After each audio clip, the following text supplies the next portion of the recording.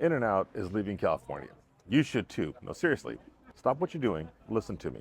When a company that was born in Baldwin Park in 1948, a company that literally put California on their cups, whose founder said he'd never expand outside the state, when that company starts moving operations to Texas or Utah, that's not just business news. That's a warning shot. I'm Ramin, and this is Real Talk. And today, we're talking about California's exodus that nobody wants to admit is happening.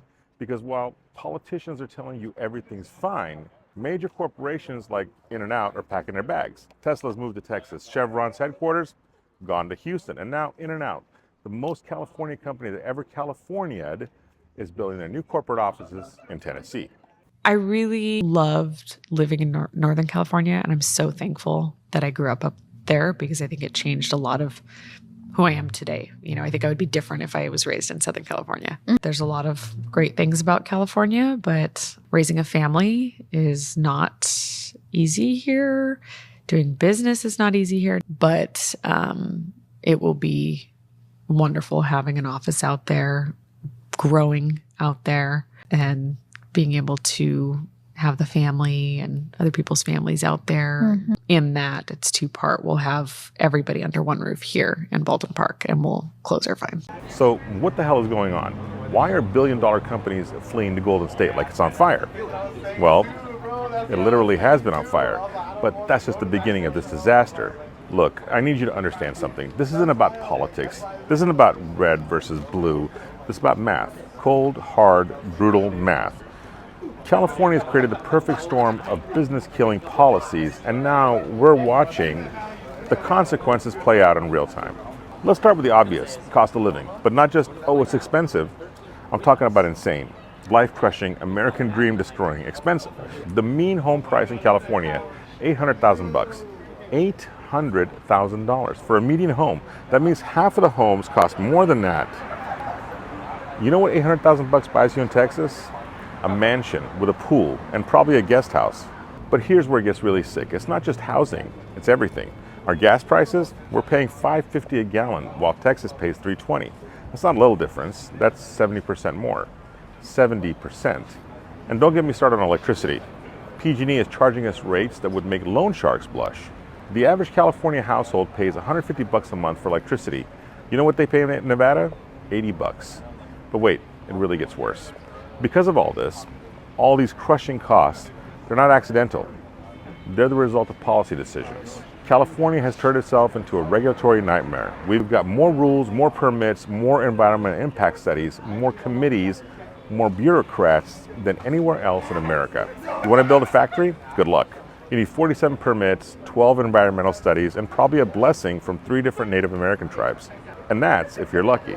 You want to expand your business? Well, hope you got lawyers on speed dial because you're going to need them to navigate our legal system, our labor laws, our tax code, and our endless list of compliance requirements. And then, after we make it impossible to build anything, we act surprised when there's a housing shortage. All right, let me hit you with some numbers that'll make your head spin. California has lost over 700,000 people in the last 3 years. 700,000. That's like the entire city of San Francisco just vanishing. But here's the kicker. It's not just random people leaving. It's the productive people, the entrepreneurs, the middle class, the people who actually pay taxes and create jobs. You know who's staying? The ultra rich, who can afford to ignore the costs, and the ultra poor, who can't afford to leave. We're becoming a feudal state. Let me break down what businesses are dealing with. California's corporate tax rate is 8.84. That's among the highest in the nation. Texas, 0%. Zero corporate income tax. Our regulatory compliance costs? A study from the Milken Institute found that California businesses spend $134 billion a year just on regulation compliance. That's a billion with a B.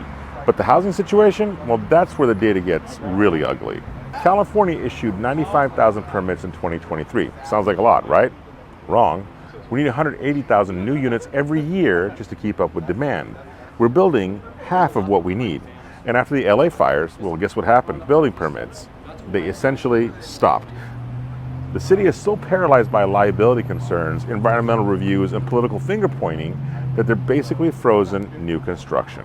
Meanwhile, Texas issued 240,000 permits. Texas, with a smaller population. You want to know why your rent is $3,500 for a single bedroom in San Jose? Well, that's why. Let me tell you what this looks like for real people. Not statistics, not corporate press releases, real human beings. I talked to a friend of ours last week. She's a nurse in Orange County. She makes about 85, 95,000 bucks a year. Pretty good salary, right? Well, she's basically living in a car. A nurse is basically living in her car because she can't afford to rent anywhere within 90 minutes of her hospital. I know a guy named David who started a manufacturing company in LA in 2019. He had 50 employees, good jobs, good wages. You know where that company is now? Arizona, because he couldn't afford to keep it here. He told me, Ramin, I was spending more on compliance lawyers than I was on R&D, more on navigating regulations than I'm paying my workers. It's insane. Bad management at both the state level and municipal. I don't wear my watches in any California cities anymore. Yeah. Some of them are lawless wastelands downtown. The defund the police thing was a bad idea. It's not just InNOut. Chevron, one of the world's most iconic energy companies, was started in California. They actually left their home state. If that doesn't tell you it's broken, I don't know what does. This is what we've done. We created a state where working hard and playing by the rules, well, it's going to get you punished. You save up for a house? Too bad. It costs 3 times what your parents paid, and that's adjusted for inflation. You start a business? Congratulations. Here's your regulatory burden. Hope you like paperwork more than actually running your company. You work essential jobs, teacher, firefighter, nurse, cop, good luck affording to live in communities that you serve. And you know what the politicians say? Well, we're working on it. They've been working on it for 20 years while prices tripled. That if you are a policy maker and you're held accountable now. I mean, this is right on Gavin Newsom's lap. They blame everyone except themselves. It's the corporation's fault for being greedy. It's the federal government's fault. It's climate change. No, it's their fault. It's the fault of a political class that prioritizes virtue signaling over actual solutions. They'd rather pat themselves on the back for banning a plastic straw while nurses live in cars. And here's what really pisses me off. They act like people leaving is some kind of moral failing, like we're abandoning California instead of California abandoning us. So what do? What's the play here? First, let's be real about something. Not everyone can leave. Not everyone should leave. This is still California. We got amazing weather, incredible natural beauty, world-class universities, and yeah, still some amazing opportunities. But you need to be strategic about it. If you're an employee, ask yourself, can you work remotely? Because if you can, making California wages while living somewhere else with a Texas cost, well, you just gave yourself a massive raise. If you're an entrepreneur or a small business owner, you need to seriously evaluate whether California's regulatory environment is actually worth it. And I mean seriously evaluate it, not emotionally, not sentimentally, mathematically. Run the numbers. What would your expenses look like in Nevada, Arizona, Texas, even Florida? But here's the thing, and this is important. There's also opportunity in California's dysfunction. Real estate in secondary markets might actually be undervalued because everyone's focused on the crisis in LA and San Francisco. Small businesses that can navigate the regulatory maze, well, they have less competition because everyone else left. And if you're in tech, entertainment, or certain specialty industries, well, the network effects are still here. The question is whether those benefits outweigh the costs. Here's my advice. If you're under 30 and mobile, seriously consider getting your career started somewhere else. Build wealth in a low-cost environment, then decide if you want to come back. If you're established here, run a real analysis. What would your life look like with 30% lower costs? Because that's what we're talking about here. And if you're a business owner, at minimum, explore your options. Even if you don't leave, understanding what's available gives you leverage and perspective.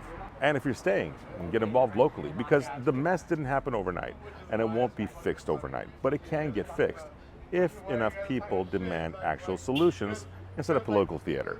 Look, I love California. My family's been here, my life is here, but love doesn't mean accepting dysfunction.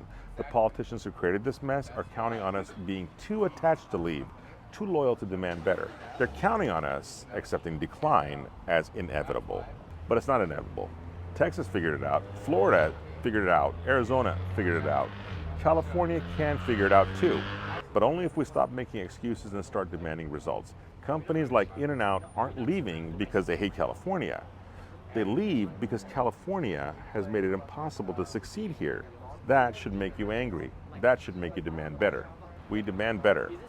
Comment Exodus if you're thinking about leaving, or DM me if your exit plan. Tell me what you're seeing in your industry, your neighborhood, and your life. And if you're staying here fighting for change, I want to hear from you too.